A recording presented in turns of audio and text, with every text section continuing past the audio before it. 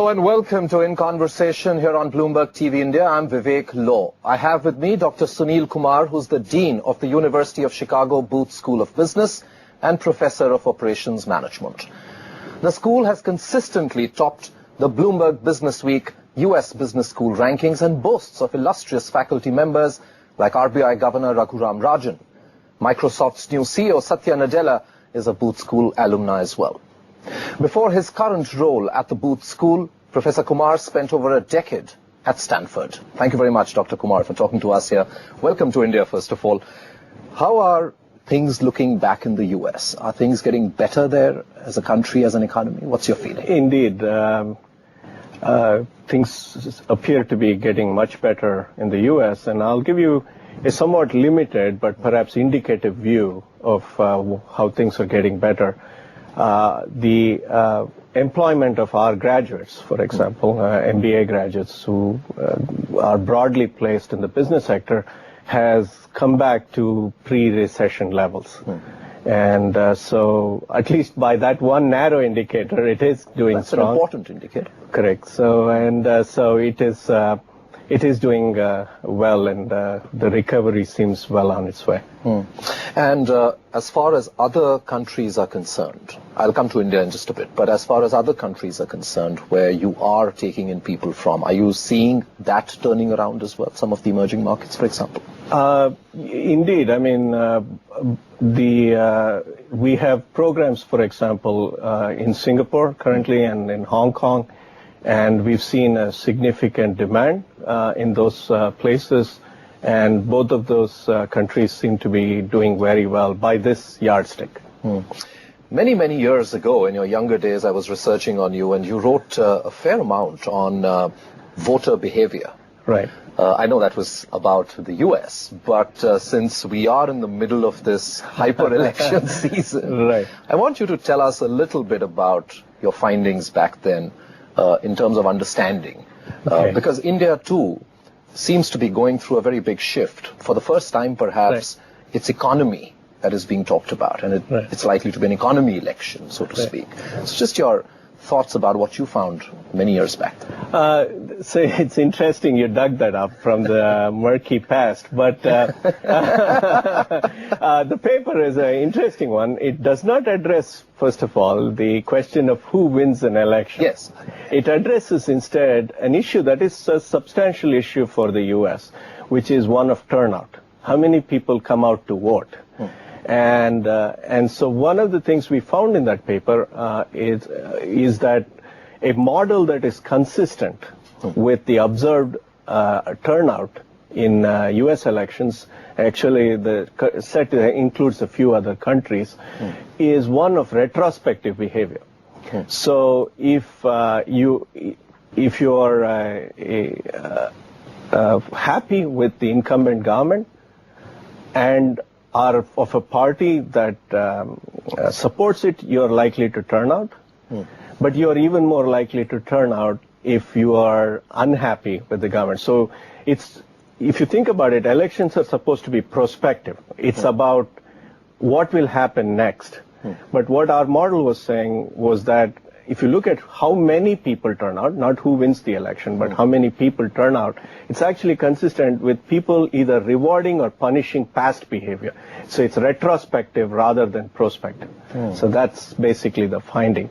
With respect to India, I don't think turnout is a problem. I think people will turn out in large numbers to vote. And so that's been a trend. Right. Increasingly, we've seen greater voter turnouts over the last decade or so. Well, perhaps it is because people are behaving in a retrospective fashion and want to express either their approval or disapproval at the polls of past behavior rather than an expectation of the future behavior. What is the sense that you get of India when you talk to people back there, from when you look at India from where you are? And I'm asking purely on empirical evidence when you're speaking to so many people. What's the sense that you get? Do you get the sense that it's an opportunity lost kind of a country, could have done much better? Is that the feeling you get? No, I think the feeling people get is that India has slowed and will catch back up. So I don't get the feeling of kind of a permanent pessimism, if you will, about India, not even close. It's rather that they saw a tea break, to use a cricket metaphor, for a little bit, and that it will catch back up. But is the view that we needn't have slowed as much as we did?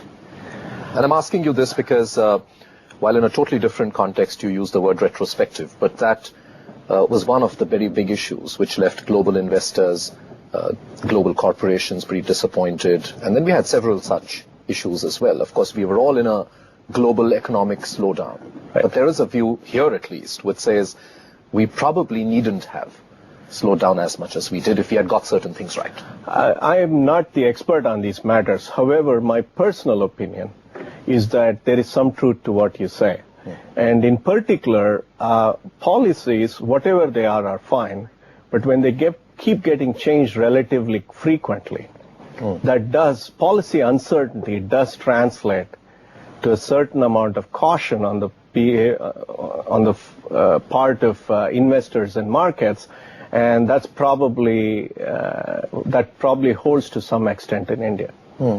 One of the big burning issues, at least as far as India's IT industry is concerned, has been this whole visa issue. And do you see that in some ways proving to be detrimental in being able to get more and more Indian students to come to your university and study there? The short answer is no. We have not seen a decline in Indian students or applicants, and nor have we seen it of other countries. There are two explanations for this. First is that people who do graduate from our programs do not have that much difficulty if they choose to stay in the U.S. to find ways of staying in the U.S. Second, an increasing fraction of them want to work outside the U.S. Even if they do not want to go back to their home countries, about 20% of our students will actually go to work somewhere other than the U.S. So it has not had an impact for us directly. Do you believe, both as an Indian and as the dean of a very leading business school, that the time perhaps has come that in India we take a far more open view in terms of being able to attract FDI in education, where schools like yours could actually be far more active here, have a stake here, and function out of here? Yes, and the short answer is yes. I think while it is important to keep out unscrupulous providers and so on, bringing in high-quality providers, even if they're not even providing degrees, facilitating research collaborations, facilitating the flow of people and information through the educational system, and of course, in some cases, supplementing the internal education system can only be a good thing. In particular, as somebody, you pointed out our rankings in Bloomberg Business Week, and that is a way in which we all compete. The top schools in the U.S. compete, and competition makes us stronger and better. And I think similarly, competition, as it has shown in other sectors, will make the Indian offerings even stronger and better. So I firmly believe this is a good thing for the country and should be considered. A lot is spoken in a very positive light about India's demographics and the fact that we have so many young people, we have a young population. But at the same time, there are increasingly number of experts which are saying, while we are churning out people with degrees, it's not so sure whether the quality of that education is of the kind which will make them employable. What's your view? First of all, the demographic dividend is only a demographic dividend if the younger population is gainfully employed, and is productive. And so there is no doubt that it's essential that we educate and skill up the younger generation so that they can be employed to their full potential. I think there is a need for skilling up the younger generation. I don't see this as a problem of providing. That is, it's not a problem on the supply side of education.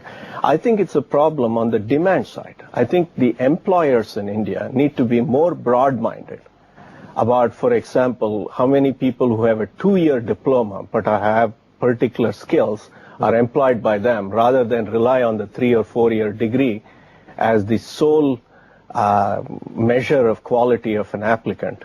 And so with a more enlightened set of employers and therefore a more flexible labor market, I think India will have more opportunities to productively employ its youth. And so to me, it's an issue on not only on the supply side, but on the demand side as well. What are your plans for India? I believe you are opening a center in Delhi. What is the... We opened. You opened it already? Okay. Yes, on Friday. So what's the kind of potential that you see out of here? Why have you opened the center? For three reasons. First, we would like to use the center to support our own faculty who do research in India, broad-based across the University of Chicago. Second, we'd like to use it to build collaborations with Indian institutions, help our faculty collaborate with institutions here. And the third is to provide short-term courses, for example, from the Booth School for executives and so on. We will not, of course, be offering any degree programs there. Rather, it is intended to be a support platform and therefore a way for us to increase engagement with India, which we very much want to do. Tell us a bit about Dr. Raghuram Rajan. He's been quite a rock star here ever since he took charge at RBI. I suspect he's been a rock star at anything he did. Okay. He was a rock star, or rather, I don't want to use the past tense because I still believe that after a very successful stint as RBI governor, he will return back to the Booth faculty. And he is a rock star at Chicago Booth too. He's an outstanding academic.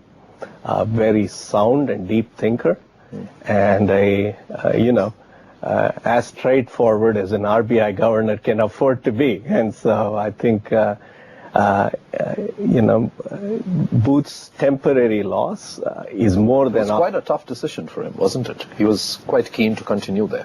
Oh, he was very happy at Chicago, but I think, as I was about to say, the potential value he could bring to India, dwarfed in terms of impact, continuing as a professor. And so I think he made the right call, and that the country will, as people are already noticing, will benefit greatly because of his presence here.